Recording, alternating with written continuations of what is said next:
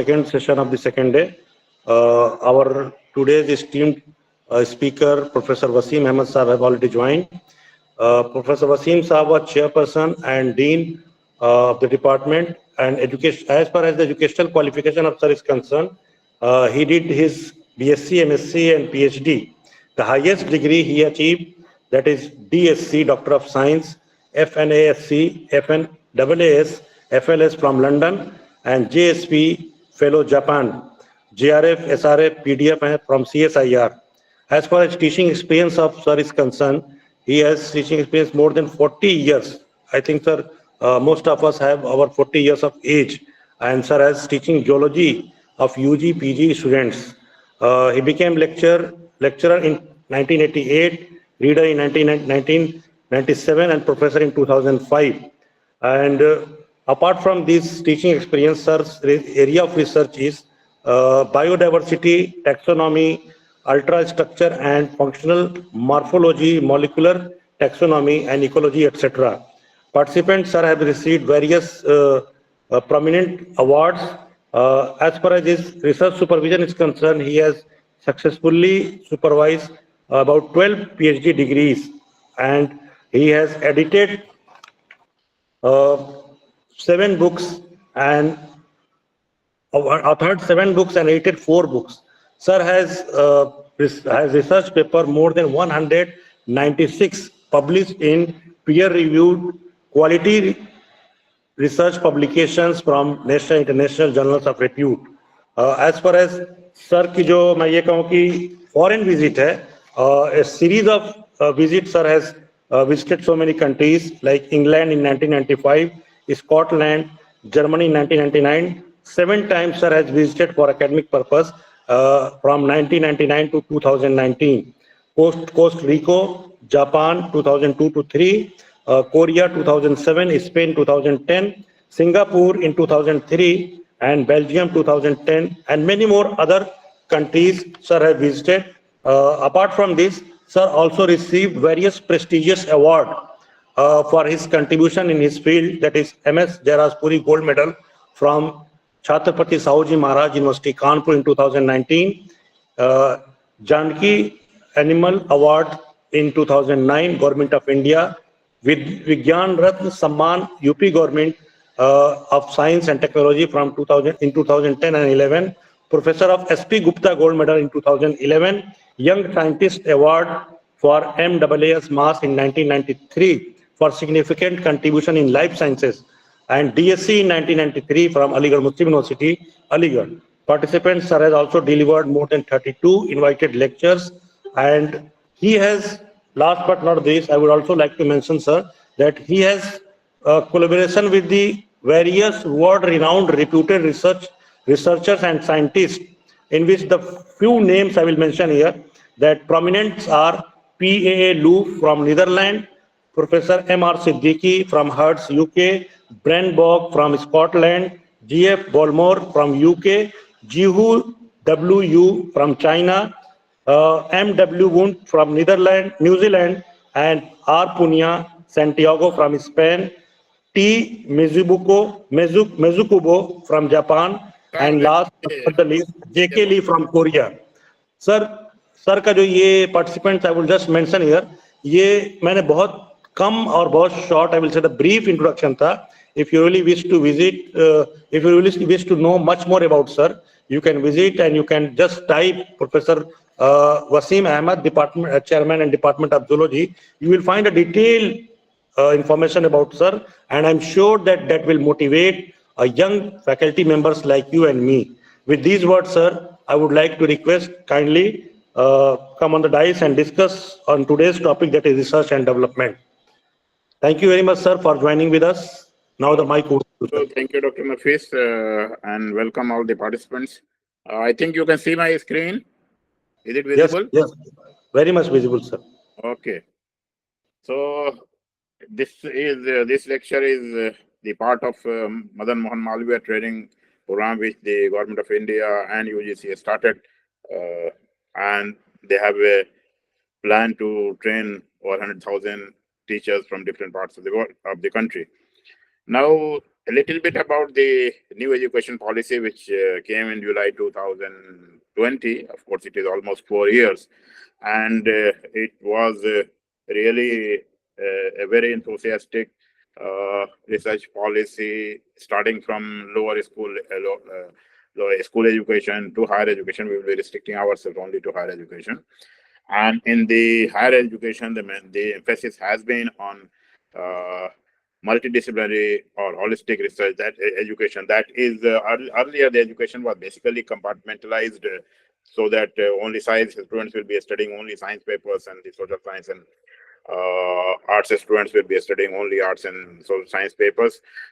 This policy has opened the door for both all group of students or all stream of students, that they can opt any course, any paper which they want from any faculty. So if a student who is doing graduation, suppose in physics, can offer a course in psychology, or a man who is doing BSc or MSc in zoology can offer a course in physics, which was earlier not possible.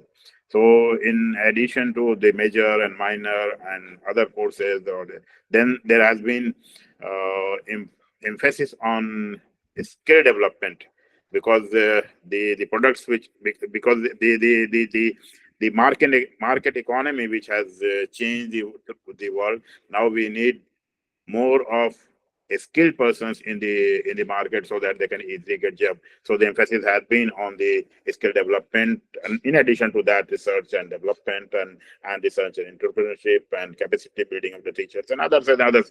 You can see on the screen there are several initiatives which were taken by government of India. And from this total initiative, the UGC said that let us have, because the entire system is gradually changing, and the approach has changed. So let us have a training program for our faculty members, especially the young faculty, assistant professors and associate professors. And they chose these, you all already know, these 8 topics on which a 1 week program should be there, and the lecture should be given by the persons who has experience in that field, and they can open these fields for the young generation. So my topic in this program from very beginning has been research and development, because I have been associated with research and development for last 4 decades or so, working in India and several parts of the world on different fellowships or visiting programs, etc. So, and of course, in this university also for about several years, in addition to being dean, I've been looking at the research and development cell and director academic program to see how the research is being organized in the university. Now, my main aim in this 1.5 hour will be, I will be emphasizing on few aspects. Firstly, number one, what is a university and what are the stakeholders in a particular what are the main stakeholders in the university, what is the responsibility of the university, what is the responsibility of the teachers, and then what should be the situation in the suitable situation in the university for the research, what are the responsibilities of the research of the university to maintain an ethical research or provide funding for the faculty members. Now here I would be, this is just, and in the beginning itself, I would like to explain that with the market economy, the funding of science and technology in several countries changed. Now we are changing in India, and the emphasis has been in almost all the developed countries to get the funding from industries, to get the funding from corporates for the research. In India, the entire funding was or is still from the public sector, that is from the tax money. The government is thinking or is proposing that we should get funding from the private sectors also. So our research has to modify in such a way that the industries are attracted towards our research. Only the research output which is favorable to industry, only then they will be able to fund our research. So in this way, then I will be talking about what are the funding possibilities in our country, and how to approach for those funds, how to apply for those funds. So starting with the with any academic institution. In any academic institution, basically we have three stakeholders: students, teachers, and institution itself. So every institution will have students, and you know that the students get admission in the university either through competition or on the marks basis, whatever it is. And the main primary aim of the student is to get the degree, and that he gets the degree on the basis of his performance. What he does, if it is a 1 year course or 2 year course or 4 year course or 6 year course, depending upon his performance, he gets the grade. Earlier, as I told you, the education was very compartmentalized. Now the horizon has opened for students, and they can opt different types of courses. Earlier, you cannot a student who was doing suppose undergraduate course in physics. They could not have thought of opting a course from even biology side, or a biology student could not have thought of opting physics or mathematics or statistics as one of its course, which is nowadays, in nowadays research, it is very necessary. A biology student must study statistics or computers, or a physics student must study some of the aspects of biological sciences, so that he can incorporate that in his research. One of our Nobel laureate, India, who got, of course, the Nobel Prize he got from when he based in England. He was originally a physicist, and then he changed to become a biologist, and he got the Nobel Prize. So, and interdisciplinary research, interdisciplinary education or multidisciplinary education is the main aim of the new education policy. So a student factor is one. The student gets admission, he has to perform for 1 year, 2 year, 3 year, and he gets the degree. Similarly, the teacher, a student is assessed maybe after 3 months or 6 months or a year, depending upon whether it is a trimester system or semester system or annual system. Now the annual system is no more in our country. It is all semester system. A teacher is being evaluated almost every day when he goes to the class, and 50 or 60 or 70 students are sitting in the classroom. They assess the teacher almost every day, what he is teaching and whether the performance of the teacher is good or not. And that performance is being recorded, because at the end of every semester, or I would be saying at the end of every mid-semester, the student has to give the feedback of the teacher's performance in his class. So the teacher is being assessed every day. So teacher, the responsibility of the teacher is too much. So when at the end of his two performance for 3 year or 4 year or 5 year assistant professor to next promotion to first grade and then senior lecturer or associate professor, he is being assessed on the basis of what he has performed as his teaching track record, his feedback from the students, then feedback from the peers. And of course, you have to give your self-reflection. Are you yourself satisfied with it? There is a pro forma which has to be filled by the teachers itself, whether you are satisfied with what you are teaching or not, or you think the syllabus will be modified, or the pattern of the teaching has to be changed or modified. Then that will be in the form of improvement in teaching practices. Then what is your involvement in or achievement in research? Because a university teacher or a college teacher, it is expected that he is not only doing teaching. A school teacher will be doing only teaching at the university level or at the college level. In addition to teaching, you have to be involved in research. So, because when you go for your promotions at any level, your head of the department or dean sitting over there, or they know what kind of teacher you are and what is your teacher record, because your teaching record or feedback from the students is with them. But there you are being asked what you have done in your research. So that the research aspect becomes very important when you are asking for, or when we are going for promotions. Then the third stakeholder in academic institution is the academic institution itself, because the institutions are regularly by NIRF or NAC, they are regularly screened. Their ranking is regularly checked, and it is on the basis of the ranking of the institution that it gets the funding.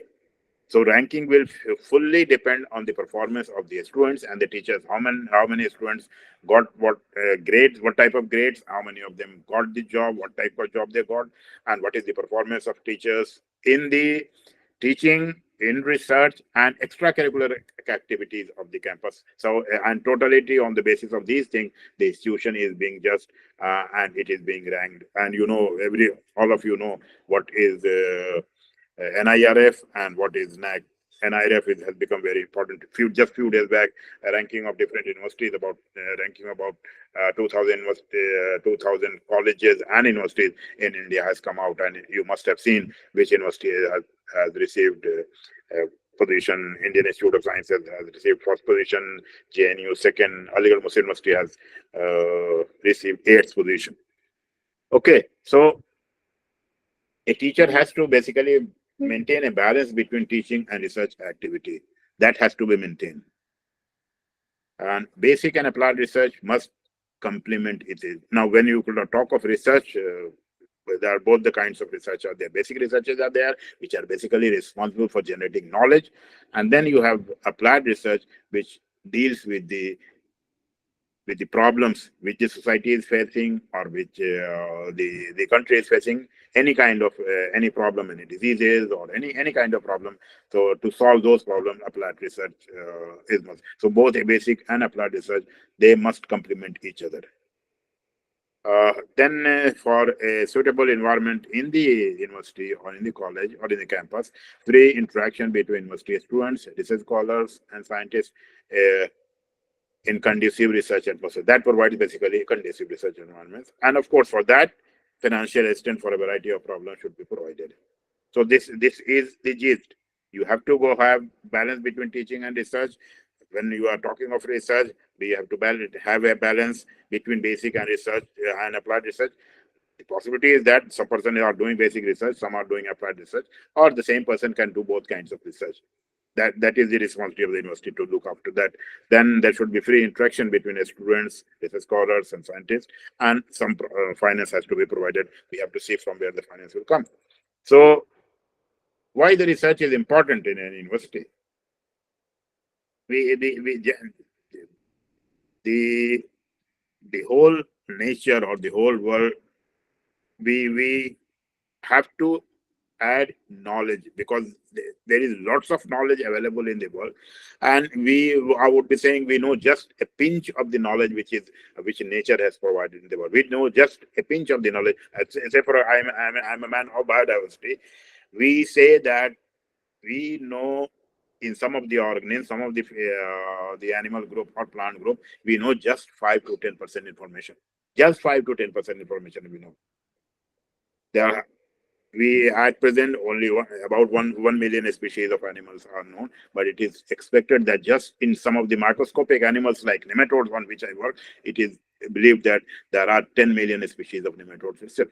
So there is lots of knowledge available.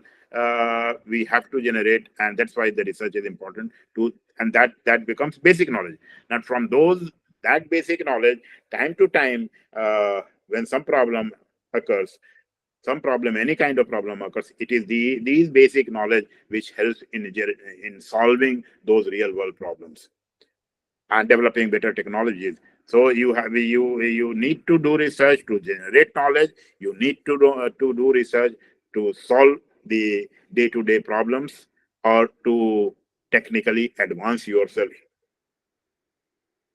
And that you know that in last 2000 years or so, from how the technology or what we were saying, I mean, just last 100 years, how the technology has changed.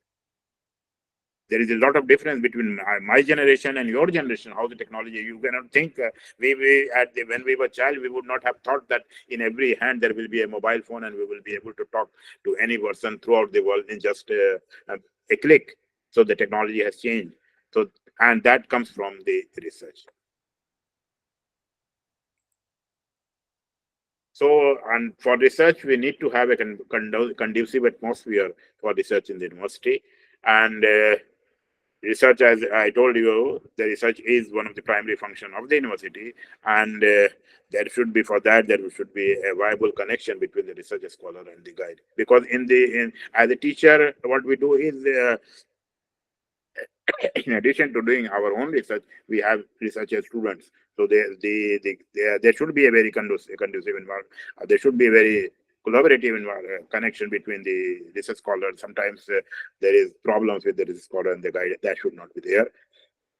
And there should be no outside intervention or anyone, either political or theological. There should not be any outside intervention when it comes to research.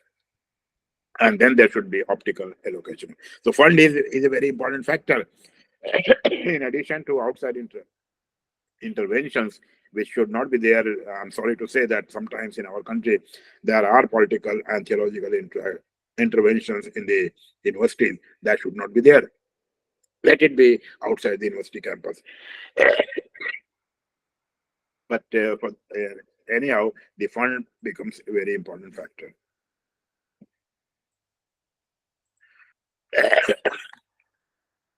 So we have the research type can be one research type can be, we can say, which generates knowledge, that is the thirst for knowledge. A researcher does research to generate knowledge. He will be coming up with research publications, books, etc. And that research publication, that books will be for posterity. Maybe a paper which is published today may not have very some importance today, but maybe after 10 years, 15 years, 20 years, sometimes after 50 years, that research publication became the research paper which Mendel published in his lifetime. It became important after his death. Anybody who knows genetics, he must be heard the name of Mendel. Similarly, sometimes you have a necessity research, and the best example we have is just 2 years back, our corona problem. That was necessity, and in that necessity, scientists from throughout the world came together to come up with the antiviruses, and they were successful to somehow in controlling the coronavirus. So both and that could be any problem. That could be any problem. That could be a problem in the society. That could be a problem of disease. That could be any technological problem, modernization of automobiles. Any kind of problem should be there. Nowadays, in automobile industry, everybody is talking about electric cars because there is a shortage of the petrol and diesels, and the cost is increasing. So both in the advanced countries and in India itself, we are talking about electric cars that will become cheaper. Earlier, we were talking about the cars and its scooters, vehicles to be run by gas, and then now we are talking of electric cars. So this is a gradual scientific development or technological development that is need of the time. So what has happened is in the universities, what the situation today is. Of course, the research is a necessity. Okay, there are certain classified.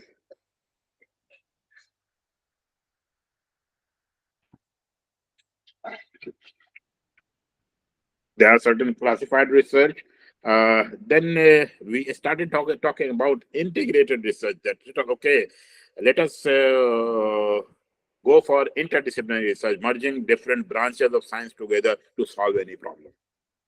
So that was integrated research, and for last 2 decades or so, we were talking about integrated research. But now the situation has completely changed. Again, I will be saying because of the market economy, and that has changed in developed countries. We are going for a change in India in recent year. The government says that you cannot utilize the public money only for research. You should come up with a research which is technological, which has some technological application. If you are coming up technological research which is technologically developed, or you are coming with a technology that will be basically taken up by the industry, and if the industry takes up that technology, they will be funding you for research. So the emphasis has now changed. Of course, the interdisciplinary research is also important, but the emphasis has now changed from interdisciplinary research to a research which is more technologically advanced. You have to go for development of technology. Okay, that development of technology can be of any level, because if you are working in degree college, because what will happen in new education system, the graduation has become now 4-year course. In 7th and 8th semester of the students, you will be guiding them for research. Now, okay, for IITs, no problem. They have lots of money. For central university, they have some money, or national institutes have some money. But in state universities and degree colleges, the funding is a problem, and that will always remain a problem. So you will be saying that, okay, we cannot go for a research, a technological development kind of research in those colleges. So in that case, we can simply say that you come up with a technology which is of local use. There are lots of, because India is well known now in our crude Indian language, we call it as jugaad technology. We are well known for jugaad technology. So you can come up with develop with the help of students or guiding students, you can develop a small technologies which are of daily use in those regions, and that could be marketable. I have been going to China for last 20 years regularly. If you go to any of their supermarket or any of their malls, you will be saying, you think of anything that this should have been there in my room, or this thing should have been in kitchen or in my bathroom, and you will be seeing that a small thing is there in their superstore. So there are lots of things which can be thought a small thing which can be of use in daily use, which is required for daily use, and that can be developed, and that will be easily marketable. So this type of research you can do, or our students at undergraduate level can do. They cannot do for research of very high standard, or molecular research or other things they cannot do, because they will not have, and I don't think in future also they will have high end instruments which cost several crores. That will not be possible in the colleges. But in the colleges, you can go for a small research, or small things which are day to day in use, which can be used day to day. Then so if you are doing research, the research in the university, that will be evaluated. That is evaluated how much is your money, how much percentage of research activity you are doing, and percentage of research resources used in research activity. That is when the team comes for NAC, or when you have to apply for NIRF, they are very much critical about how much money has been used for research, and what is the output, and what is the relevance of that particular research. Is it relevant with the current trend or not, or it has application in the real world problem. So when you talk about the technological development, it's not that you simply go on publishing papers and dumping it together, or writing books and dumping it together without adding any new information, just compiling the things here and there. That doesn't help. Now the change is that you come up with the things which is marketable, which can be of real use in the real world, which can be of use in the real world, and that is calculated in terms of number of faculty members present, and how much research papers, how much technology development has been done by. And in NIRF, the main criteria is how much PhD you have produced, how much research papers you have produced, and how much patents you have produced at the university level or at the college level, and that gives you the real rank. And how much employable students you have produced. You produce lots of graduates and postgraduates. How many of them? And you must be hearing. You are all educated person. How much employable students we are producing. Unfortunately, we should not be hesitant in saying that some of our graduate students are not even able to write an application. So we have to think about that.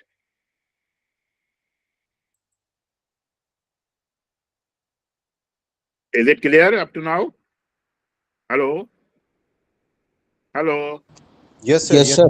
आवाज पहुंचने का होता है, ये बीच में net cut जाता है, तो बीच में अगर कुछ आप लोग बोल रहे तो मुझे ऐसा पता लगे कि चल रहा है और मैं ऐसे ही बोल रहा हूँ.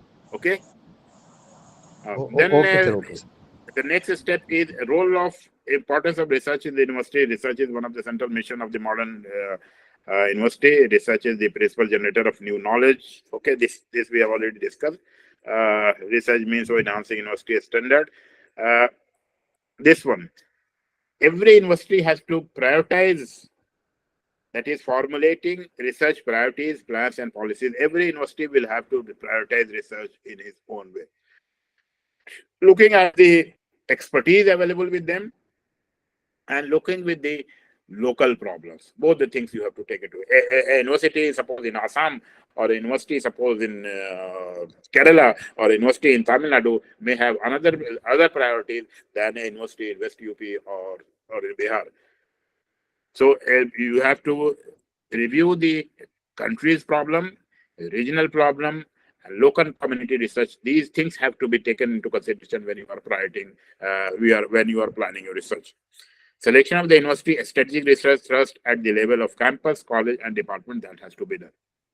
That is the responsibility of the university, or university means the higher ups in the university. That is their responsibility to select the strategic research thrust at the level of campus, college, and department. And then support for individual faculty research choice and initiative. Now, for support, we will talk from where the support will come. Support for individual faculty research choices and initiative. Here, there is one technical problem. What happens? Suppose you did your PhD. Most of the assistant professors nowadays, they are PhDs. So suppose you did your PhD from some very prestigious institution and on a very modern topic, but you got a job in a college somewhere in a remote area, and there you won't be able to do what you did in your PhD, because every researcher tries to proceed on the same line of research what he did in his PhD. Generally यही होता है कि हमने जो PhD में किया उसी के आगे हम बढ़ाने की कोशिश करते हैं, और जब आप पीएचडी का वाइवा हुआ होगा तब मेरे ख्याल से आपके एग्जामिनर ने यही पूछा होगा कि आप अब आगे क्या करेंगे. Then you generally say that, okay, the same thing, I will be further going deep into the same problem. But what happens when you are appointed over there, you don't get the possibility of working on that area. So it is the responsibility of the university that they should give you both. They should give you a choice. Okay, you can, if you have the possibility, you can go with that also. But in addition to that, you have to look at the priorities which are there. There should not be restriction that, okay, no, what you have done, you don't have to do. You will be doing what is the priority here. No. They should provide the choice. They should provide you the facilities. Okay, whatever your experience which you have earned 5 years, 6 years in research, you go ahead with that. But in addition to that, you have to do the priorities of that particular university or particular that. So then you have to maintain a balance between disciplinary and interdisciplinary research. You cannot compartmentalize research. Nowadays, we talk of interdisciplinary research. We talk of interdisciplinary research. Everything should go hand in hand. Somebody may be expertise in a very small particular area. Okay, you go ahead with that. In addition to that, you can collaborate with other people also.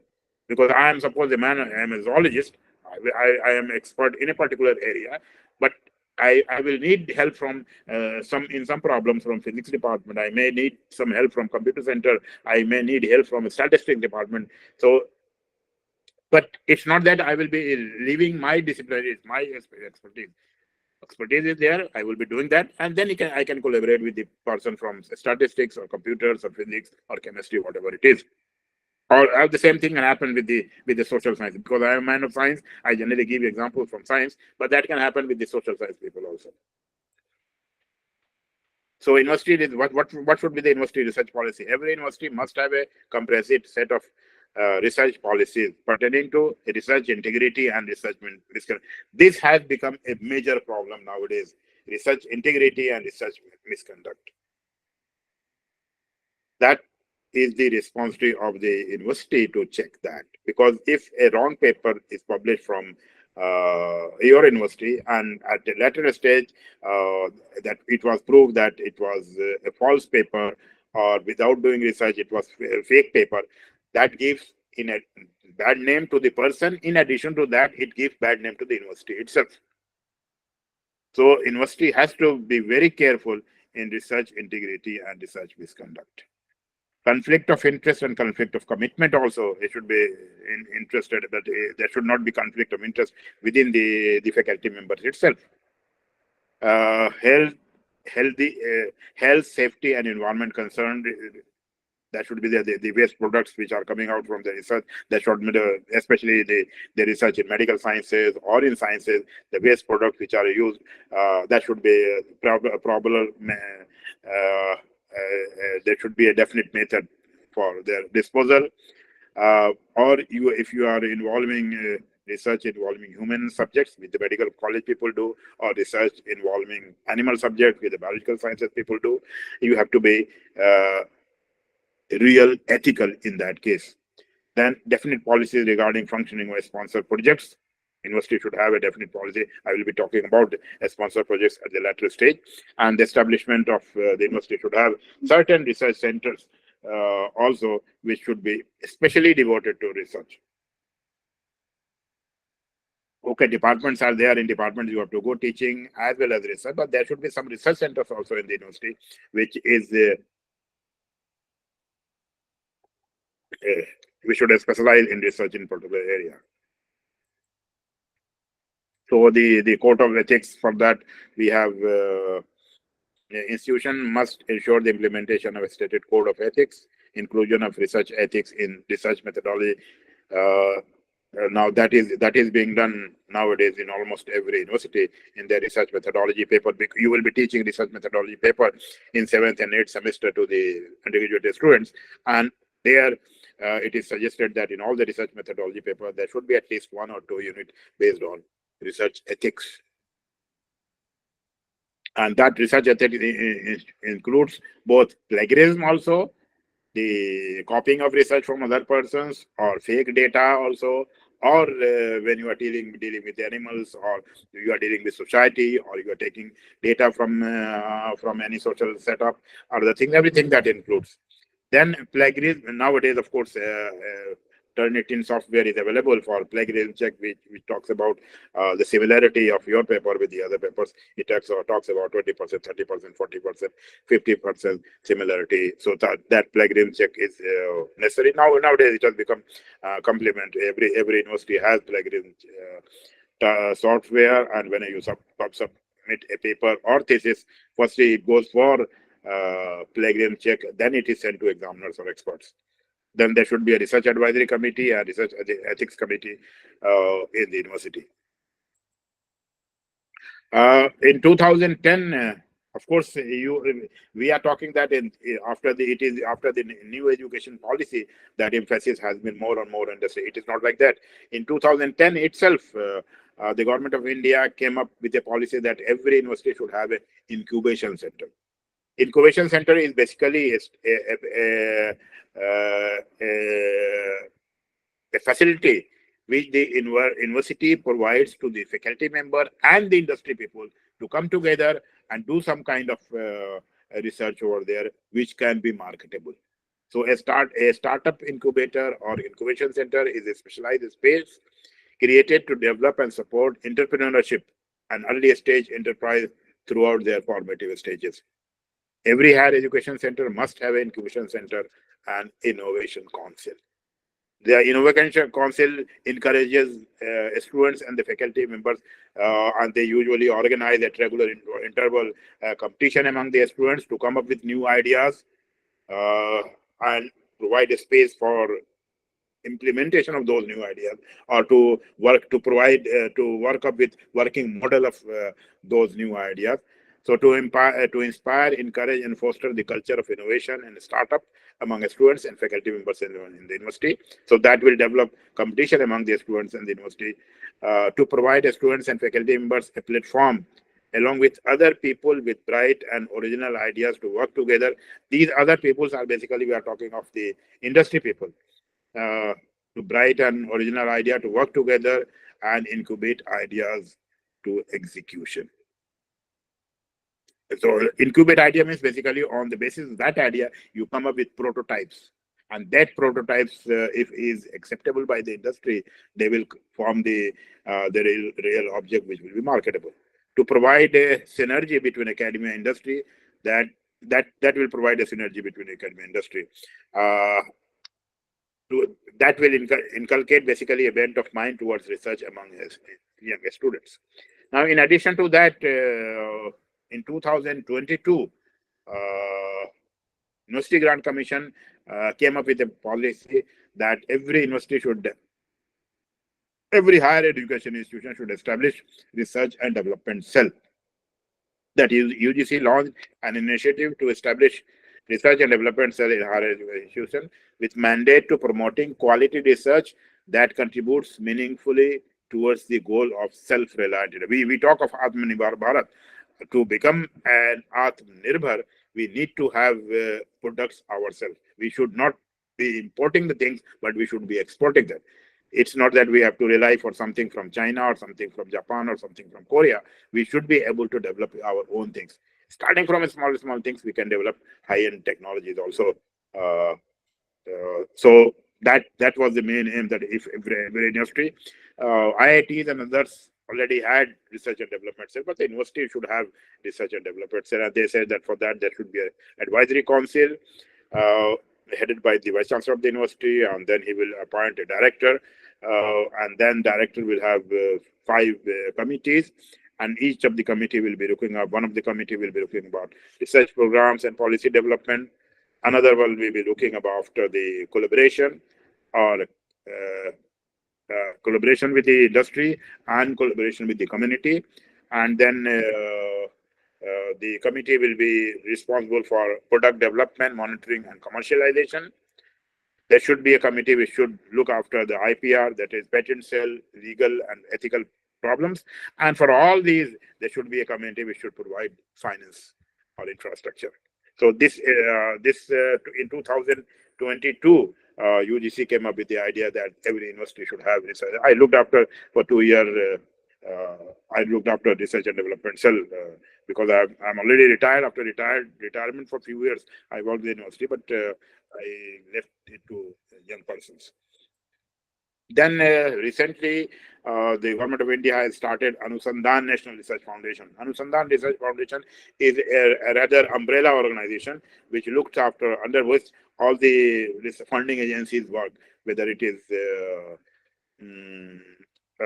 DST or DBT or ICR or ICM or other funding agency. So it will, it has been, ANRF has been established with Anusandhan National Research Foundation Act 2023.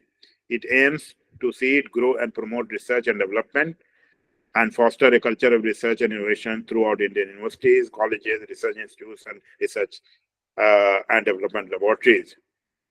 It will act as an apex body to look after the funding and what kind of research is being done in universities. So you have it is in the form of National Research Foundation, which is there in US, a National Research Foundation which is there in Japan, National Research Foundation which is there in Korea and other countries. It is just on the basis of that now another one, Anusandhan, has been added to that. So it will be the apex body which will look after the research in our country.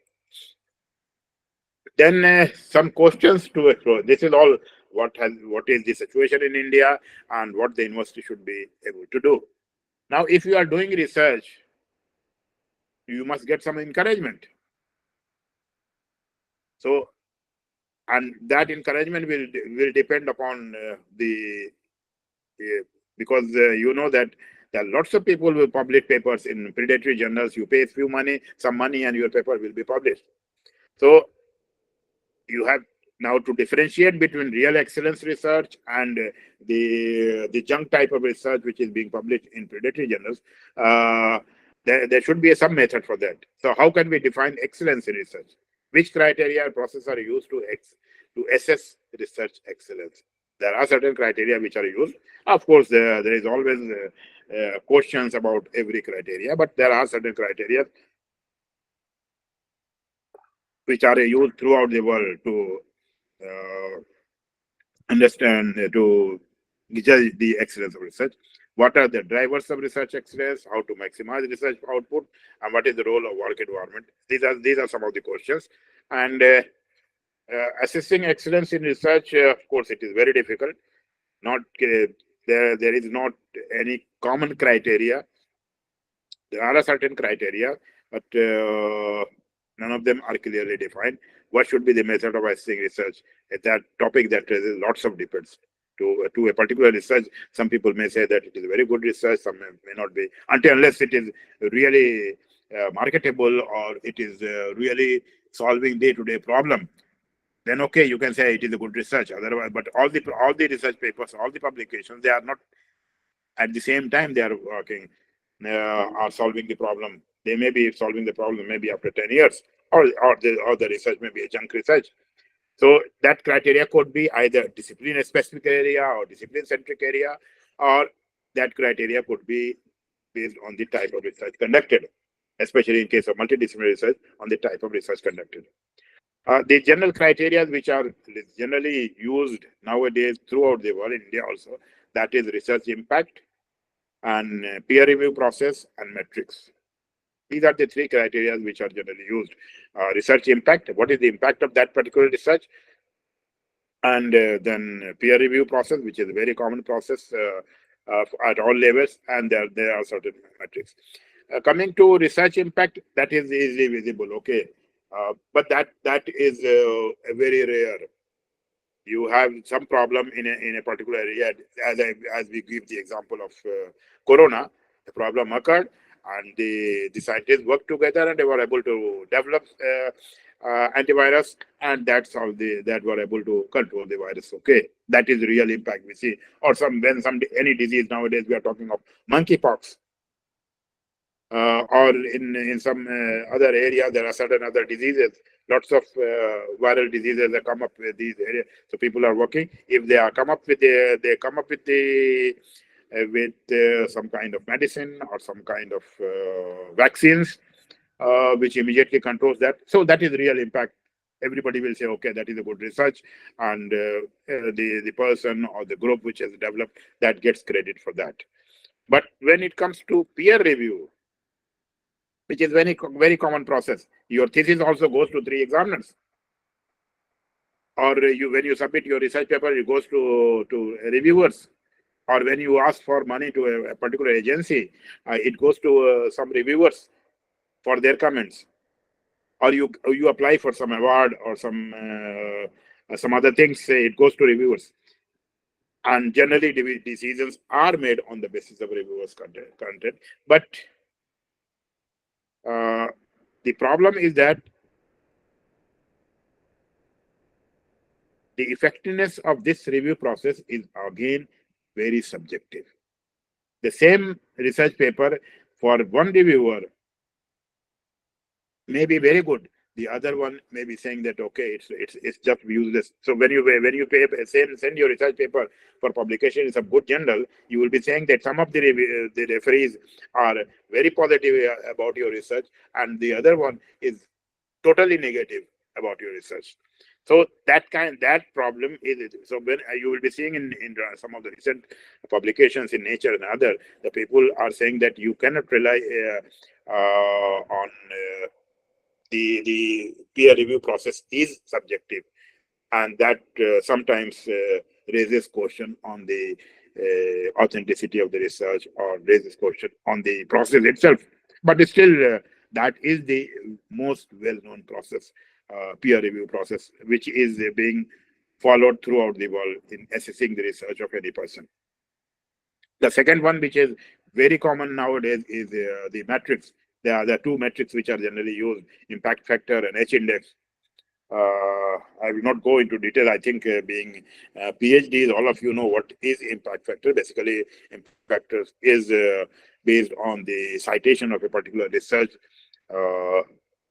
citation of that particular journal in a particular period. Of course, in case of impact factor, we calculate that on the basis of 2 years publication of a particular journal, number of papers published and number of papers cited in 2 years. That calculates the impact factor. And nowadays, lots of emphasis is given on impact factor, but there are shortcomings in the impact. I couldn't go into details of shortcomings, but just for few, because if you are talking of a X journal that publishes twice in a year, means 4 issues are published in 2 years, and each issue there are suppose 10 papers are published. And since the impact factor of the journal is based on the number of citations divided by number of articles published in that journal, there is a possibility that in that journal, out of those 10 papers, 6 or 7 of them must have received high citation, and 3 or 4 may not have received may not have received that much citation, or they may not have received even a single citation. But when it comes to impact factor, the credit to the person whose paper has not received a single citation and credit to a paper who has received maximum citation will be equal, because the impact factor of the journal is in.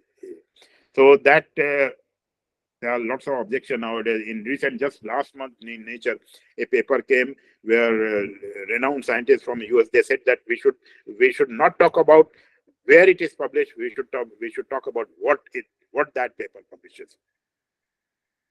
But the trend is not in India, throughout the world, the trend is still impact factor. The impact factor is given more emphasis. And the other thing is that the citation will be more in those areas where more people are working. On those areas where less people are working, less citation will be there. So that again is responsible for lopsided development of any particular subject. Then on the basis of citation, also the H index is calculated. Why the impact factor of the journal should not be used for evaluating research. Use of journal impact factor conceals the difference in article citation, as I just told you. Journal impact factors are determined by technicalities related to scientific quality and their articles. Now, what happens? I tell you one small story. This journal impact factor was basically initiated by one librarian. He was working in a very big library, and he had to purchase lots of journals. So he said, "What should I do? Which journal I cannot purchase all the lakhs of journals which are published in the world. How I should decide which journal I should publish?" So with that, he said that, okay, let us devise a formula that those journals which are cited more, I should be purchasing, because if it is cited more, it means more people are reading that journal. So it was created basically to purchase more journals in a library, and that factor has now been used in basically judging the importance of a research paper. The journal impact factor depends on research field also.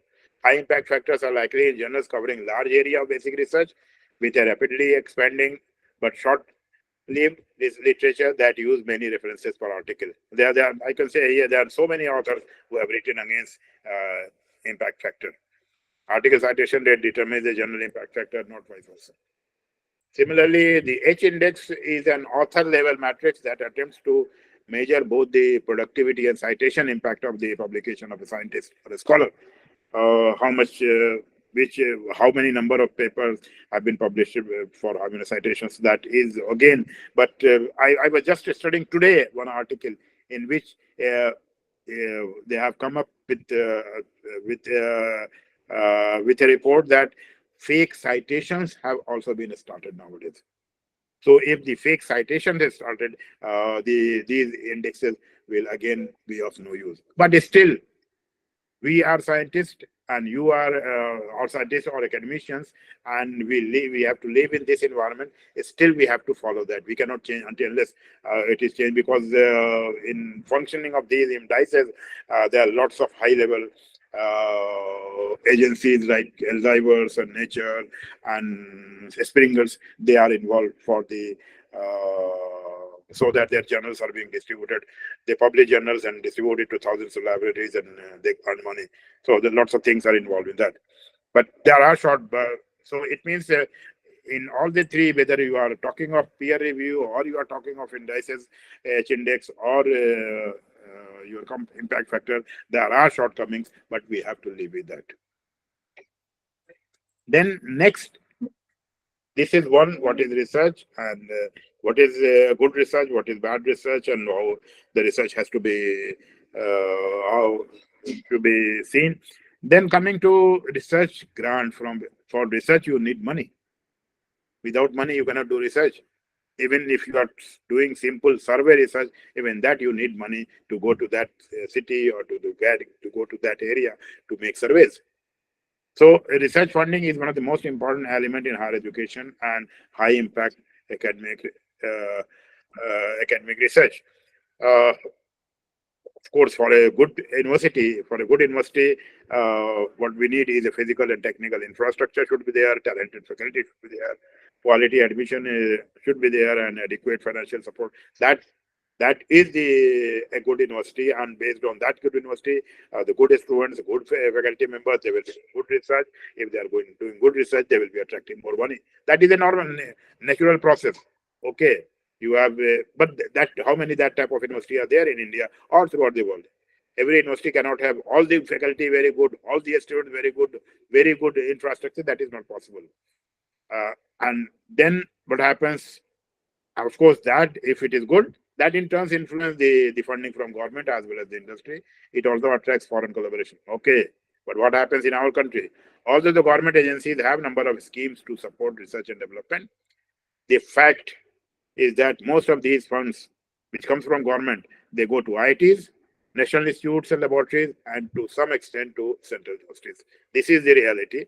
A large number of state universities and colleges always suffer from financial crunch. Sometimes the faculty members and the doctoral students do not have enough information about the funding opportunities for various funding agencies as well as international collaboration program. So okay. The problem is fund are limited. There is no doubt about that. Fund is limited, but at least we should know what are the agencies which provide funding. In those limited funding itself, what are the agencies which provide funding for research? We have basically in India, we have two major sources for research: government agencies and corporate funding. But corporate funding, all of you know it very well, that in India, the corporate funding is very limited for research. Even the industries are very hesitant in giving funding for research. You cannot compare yourself with developed countries where most of the research is being funded by the industries and corporates. Here, the research is not being corporate by the corporates. They spend lots of money in marriages and functions and etc. They will be spending several hundred crores on that. But if you ask for funding a research project or funding a university, they won't come forward. This is reality in India. I have no hesitation in saying that. Then a small amount of research funding also comes from some charitable foundation also. On an average, the funding in most of the developed countries is between 1.5 to 3% of the GDP, and some of the good countries have up to 4% GDP funding for research. Unfortunately, in our country, it is just 0.8%, 0.8% of GDP, which is being given for funding in research, and that too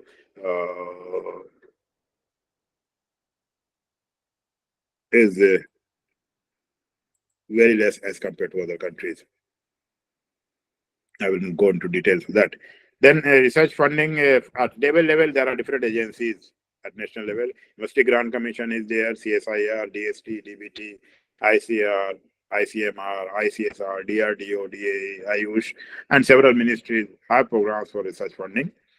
Then at international level, we have British Council, European Union, that is a German agency, GSPS, Japanese agency, TROS, Third World Academy of Science, and UNICEF, United States, India Education Foundation. These are some of the funding agencies which provide fund for research, for collaborative research.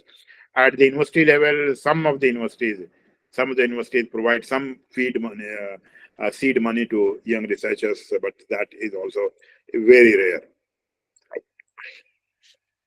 If you go through the websites of these agencies, either University Grant Commission or DST or DBT, you will come across that there are different kinds of fellowships. Research fellowship, JRF, SRF, all of you know. Travel grants are given by teachers to attend conferences, symposia. Then some universities have postgraduate merit scholarships at the MSc master's level as well as university rankers. JRF and then Kothari Fellowship is there for newly appointed faculty. Radhakrishnan Postdoctoral Fellowship is there. Sabatibai Pule Fellowship and Emeritus Fellowship and research grants. There's this long list you will be seeing on UGC website.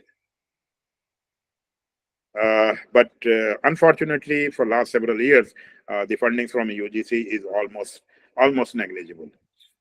The universities are getting only salaries from the UGC.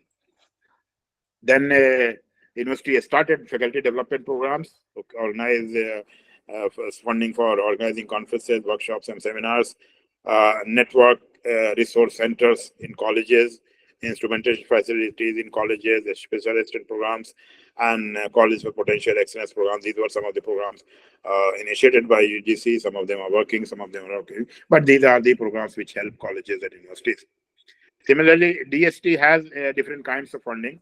DST, that is Department of Science and Technology, have Inspire scheme is there, Inspire Manak is there, and Wise Kiran schemes are there. These are schemes for human resource capacity building and individual projects also. And then there are certain schemes of DST for capacity building program of the departments and the university. Like FIST program is there for the development of the department. Of course, this is for science and technology. The PERS is promotion of university research and scientific excellence. This is a good scheme in which several departments of a particular university are supported. FIST also, there are two stages for FIST 1 and FIST 2. Several crores they get through this. In PERS also, they give handsome money for the development of this, of course, science departments in the university. Then they have funding for sophisticated analytical instrument facility. In recent years, the government has come up with a policy that they will be developing sophisticated analytical instrument facilities in some centers of the country, and that center should act as a facilitated center for other universities also. So similar kind of schemes are there in DST also, or UGC also, and then DST Inspire scheme was a very important scheme for that started from the school level itself to attract good students for research and for science education. Then it continues up to Inspire Fellowship up to teachers also. Then fellowship for the science and technology. There are other fellowship that is extramural research funding. So with most of the faculty members rely on this extramural EMR funding, that is individual centric projects. They give individual centric projects. So most of us, we rely on this scheme. That is, we have to submit research project for funding. Then a scheme for high-end, high-risk, high-reward research, that is a scheme. Then empowerment and equity opportunity for excellence in science. A startup research grant is there for young scientists, or a startup. In recent years, both DST and UGC have started a startup grant for young, newly appointed assistant professors, and they give about 7 to 8 lakhs rupees to establish your lab. Then JC Bose National for Ramanujan Fellowship, Early Career Awards, etc. are there from science and technology. Then we have from Indian Council of Social Science Research. I've seen in recent years that Indian Council of Social Science Research have come up with several programs, and they have national fellowships, senior fellowships, postdoctoral fellowship, and doctoral fellowship. Senior fellowship and national fellowships are for the teachers, and then postdoctoral and doctoral fellowship, and then they have funding for research projects, both minor and major projects. And as director of the director of academic programs in university in last 5-6 years, I have seen that the ICSR is very cooperative in funding small projects of few lakhs rupees. So any person from social sciences, they must apply for this ICSR. They advertise about generally twice in a year, and one must apply for the funding in these agencies. And they also provide fund for a visit to a scholar under cultural program, and then participation in international seminars also, data collection abroad and conferences attending, etc. They also provide similar to DS, that is science faculty. Then some new initiative from the government of India.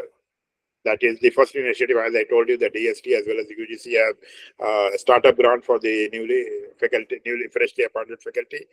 Then they have a TechU program for the engineering college. They have GYAN and a Spark program, these two programs for foreign collaborations. In GYAN program, you can invite faculty from foreign country. Of course, that should be in the list of first 500 countries on in the list. And in a Spark program, you can have a collaborative project with foreign faculty. And the headquarter for both these programs is IIT Kharagpur. Every year they announce these programs.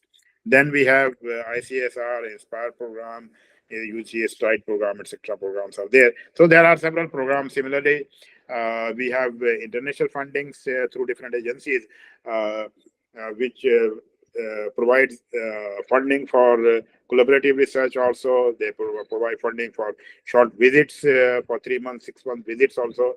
INSAI provides a lot of visits for the faculty to different countries.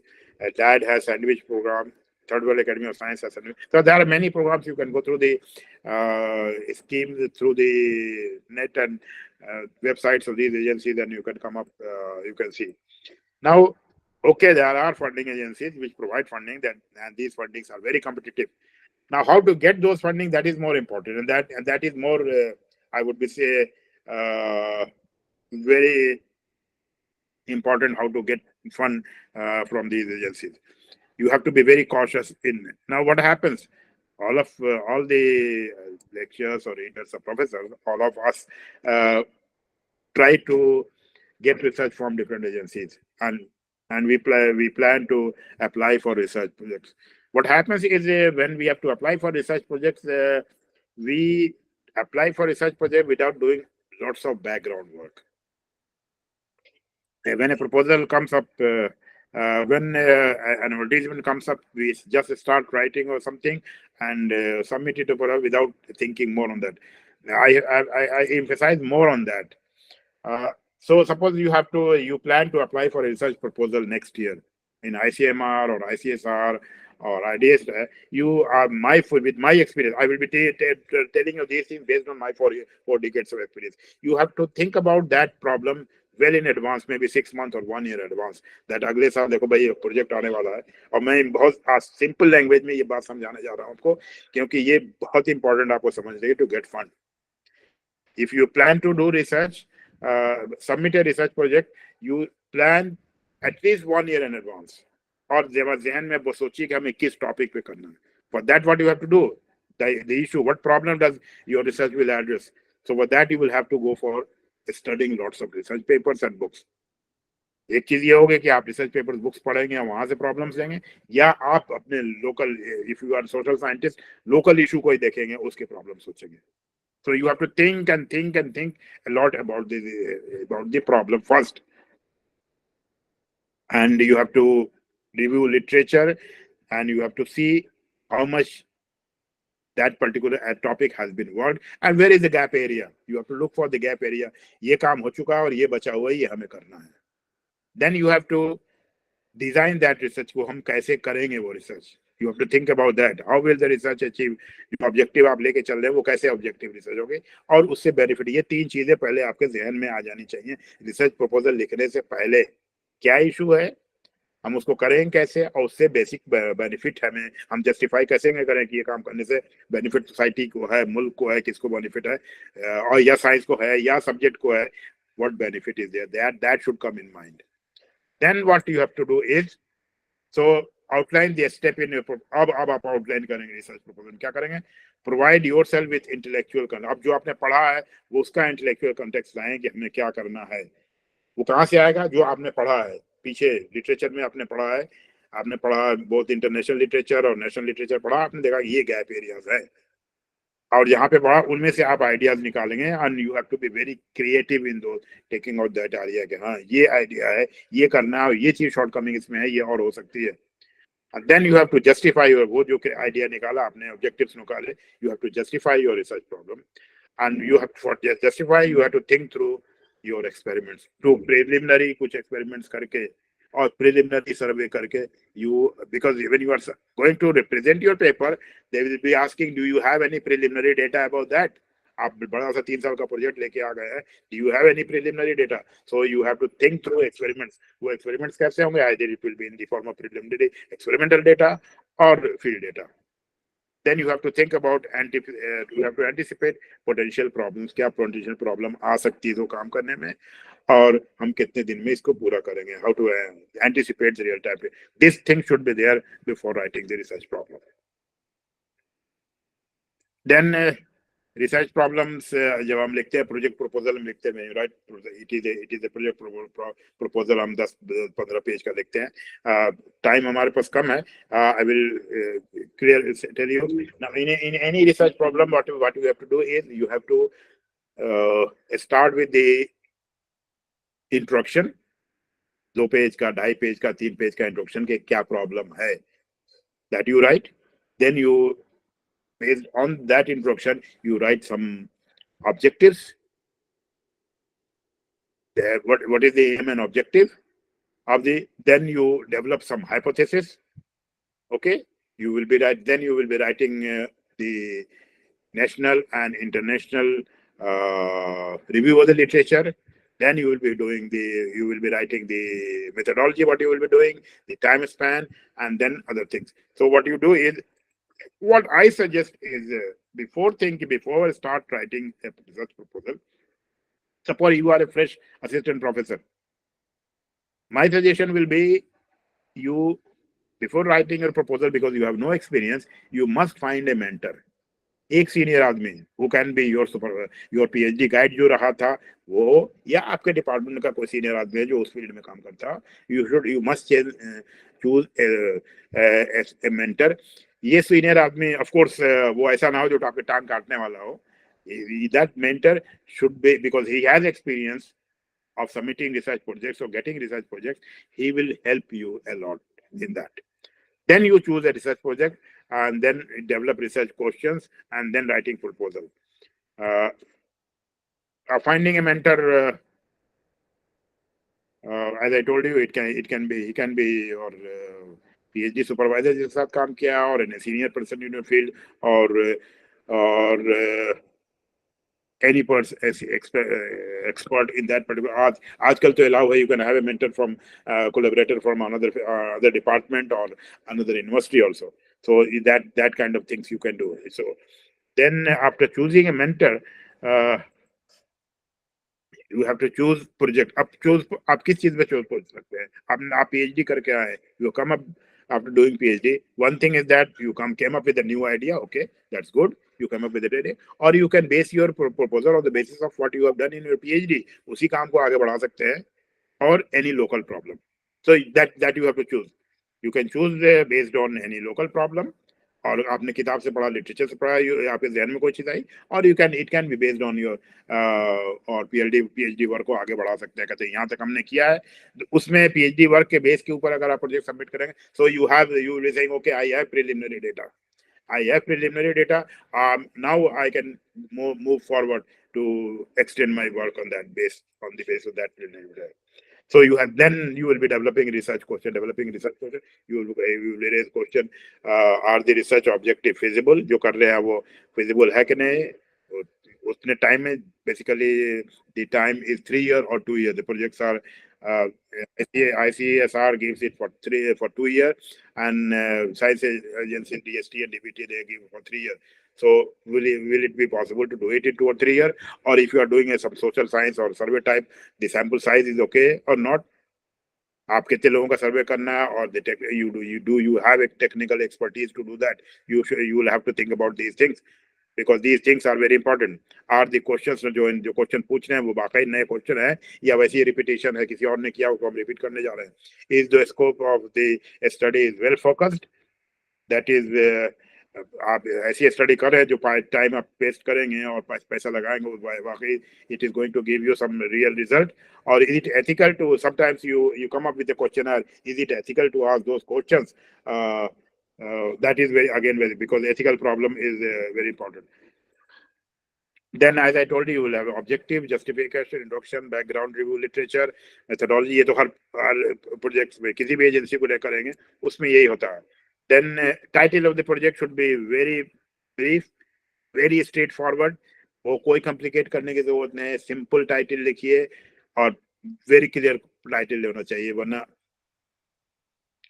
you will have problems. Then अच्छा referee की बात बाद में करेंगे. You generally nowadays agencies ask for a co-investigator in every project, so you have to choose a but choose a co-investigator सिर्फ नाम के लिए नहीं, ऐसा co-investigator choose करें who could really help you in work.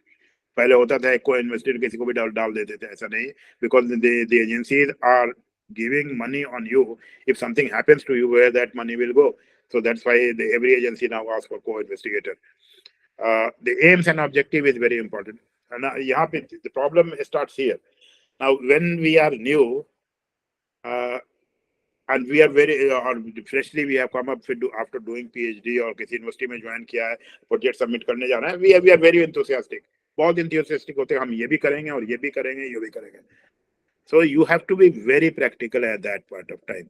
That you have suppose 2 or 3 years, you should be very practical. नहीं, in 2 to 3 years में हम इतना ही काम कर पाएंगे. Because when you are submitting a project, the project goes to senior people, reviewers, and then if it is being cleared by the reviewers, you have to present before them, and they are very critical, these people.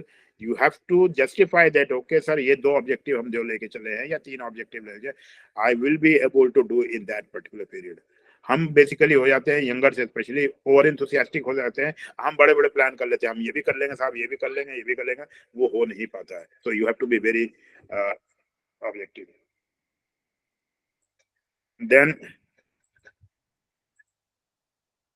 Then you write details of the proposal. Here one more important thing is in every research project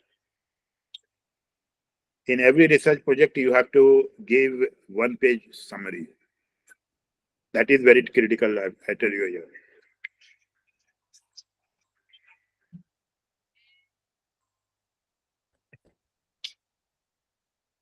In every research project you have to give 1-page summary, and when the research project goes to the expert, he firstly goes through the summary. So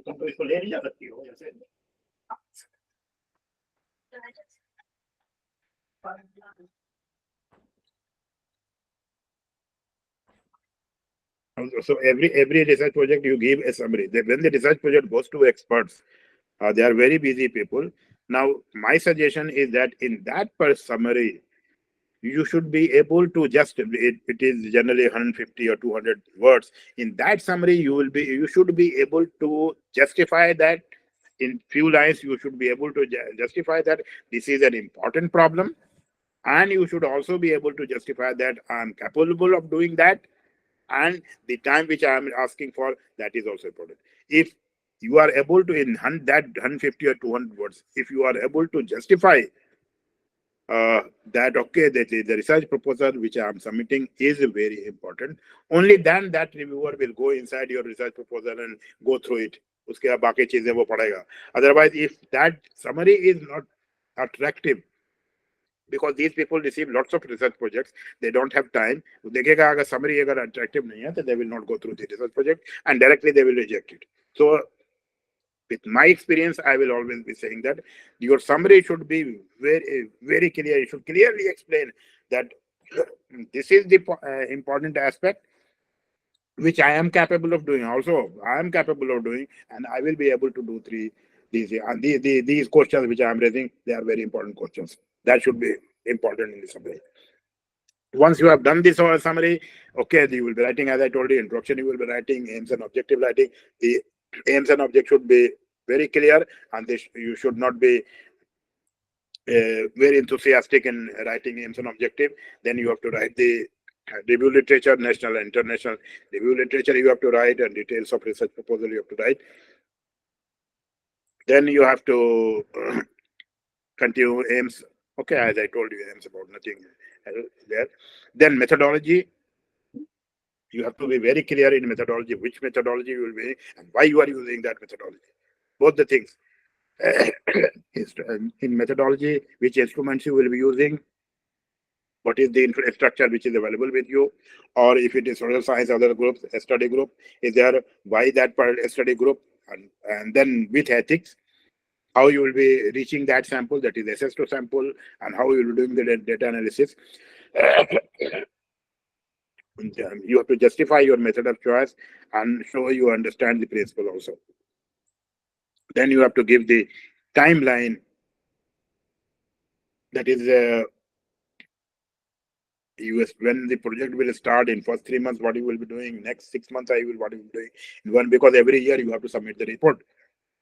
So you have to clearly, in a tabular form, you have to provide a timeline for the people, that in this time I will be doing this, in this time in this part of the year I will be going for survey, and this type of the year I will be doing the lab work, etc.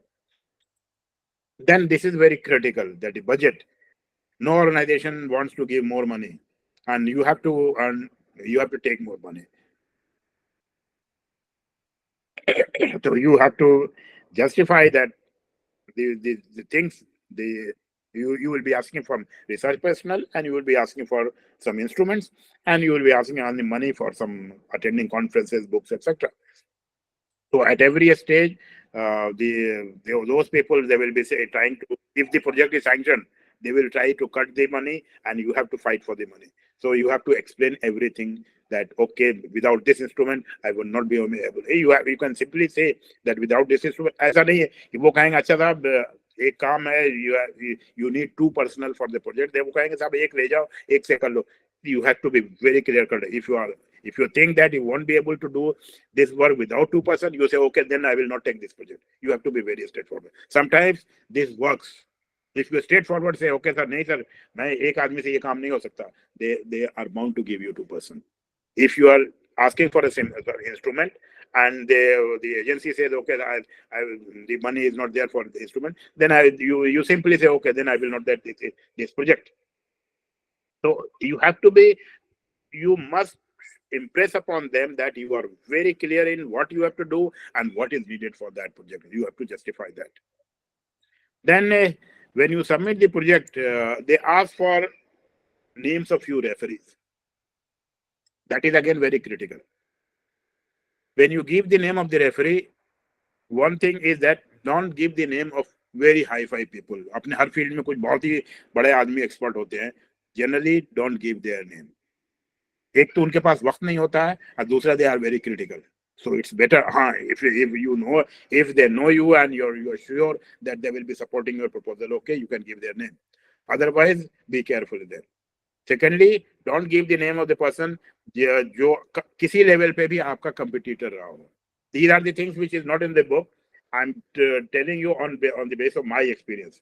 Don't give the name of any person who at any stage who has been your competitor, because हम Indians की एक mentality है that you know it very well, I know it very well. So when you are giving the names of the referee, you have to be very cautious in giving the names. You have to give, generally they ask for 3 or 5 names of the referee. And then of course the agencies have their own names.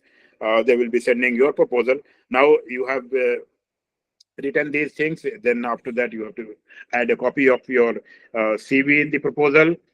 You have to add a copy of your CV of the proposal, and CV should again be an academician CV, not a CV which is nowadays available on net.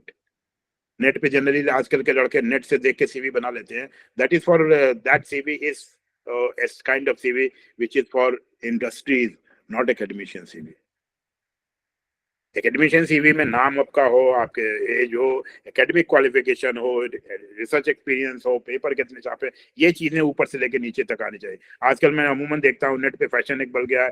They start with सबसे ऊपर शुरू कर दें, I am expertise in this and an expertise in that, and then they will go do I have been doing this, I have been doing that and I can do that, और last में आकर नाम लिख दिया और तब वो बताएंगे कि हमने हमारी क्या qualification. This is not academician CV. Academician CV should be a straight your name, your qualification, educational qualification, from where you've done your PhD का टॉपिक क्या था, रिसर्च पेपर्स कितने छापे, ये पैटर्न होता है academician CV का. So your CV should be like that. Then you will be submitting your research proposal. The research paper will proposal will go to referee. The agency will submit it to referees. Referees, अगर 70% referees favorable comment आपको भेजते हैं, then the agency will invite you to present for your presentation. Now when you go for presentation, presenting your proposal, you have to persuade evaluator to support your research project. Now at that time, दो तरह के लोग होते हैं हिंदुस्तान में, हम लोग. एक होते हैं who try to show themselves they are very smart. दूसरे तरह के वो लोग होते हैं जो बहुत humble होते हैं, very humble होते हैं.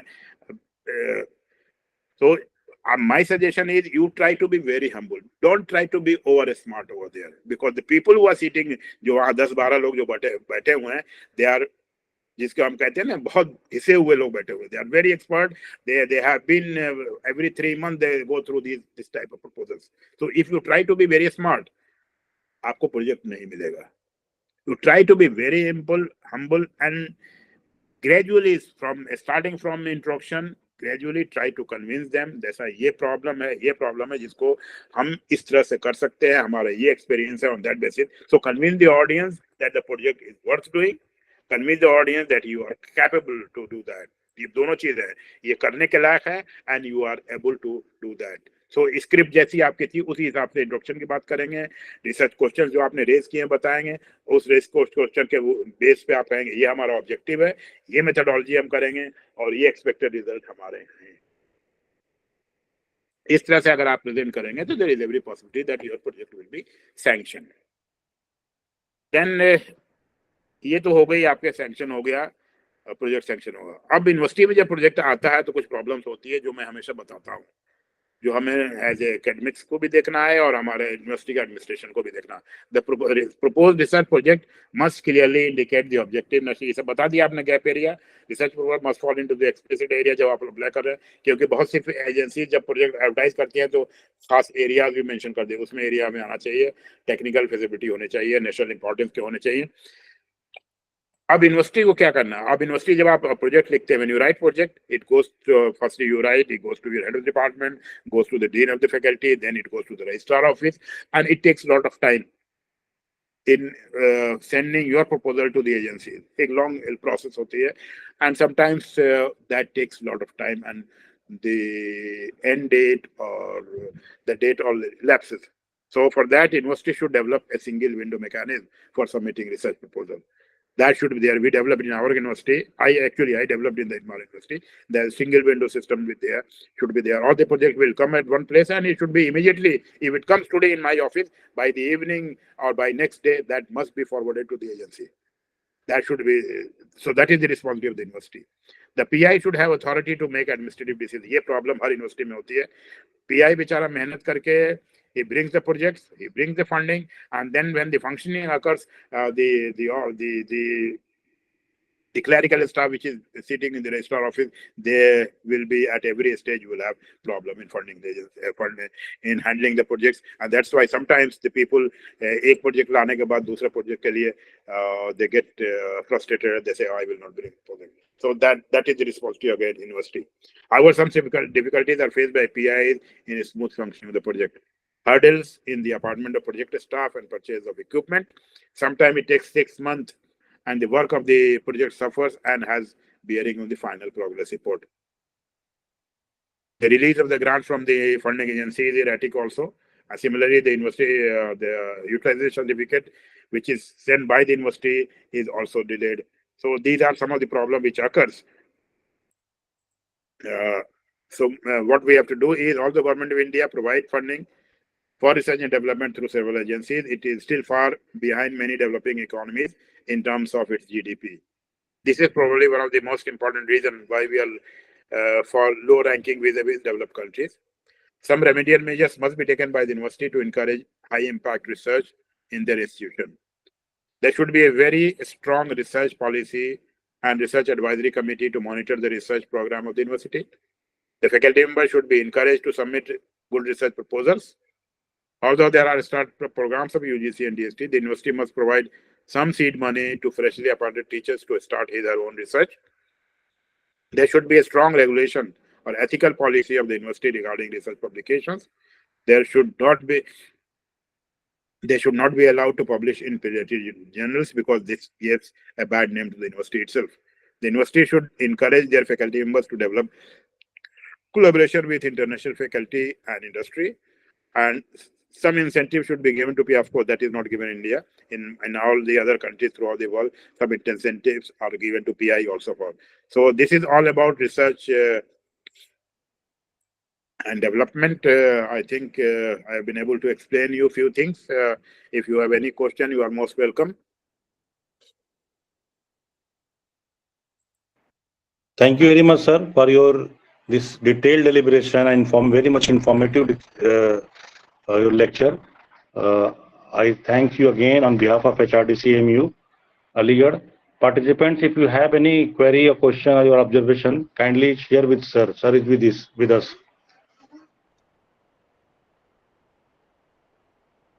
सब सो गए लगता है. So तो नहीं क्या सर लोग, but your lecture was really sir. जी डॉक्टर अशरफ साहब बताइए. I think there is no. I think the lecture was so insightful and you have explained it so clearly that there are no doubts left. It has only inspired us to go for the practical work now, submission of the proposals, preparing for that very thing. Now this is the time for action, sir. And thanks a lot for such a insightful, thought-provoking lecture. Thanks a lot, sir. Really, sir. I was just second the words of this Dr. Ashraf Saab. Even I was joined, and sometime I was, since last few programs I was listening you, sir. Really, it's a very clear cut and totally action-based lecture, you, sir. Thank you very much, sir. Well, this lecture is on my 4 decades of experience with research. We can understand, sir. I have faced and the problems which generally occur. That is, our youngsters must know what are the problems which they face when handling projects, or submitting projects, or getting it cleared by the agencies. The problems occur. Practical. We have to live with it.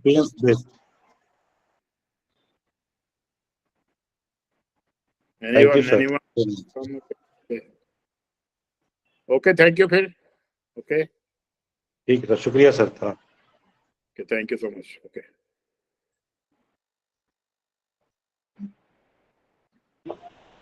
Thank you, sir. Participants, we will meet tomorrow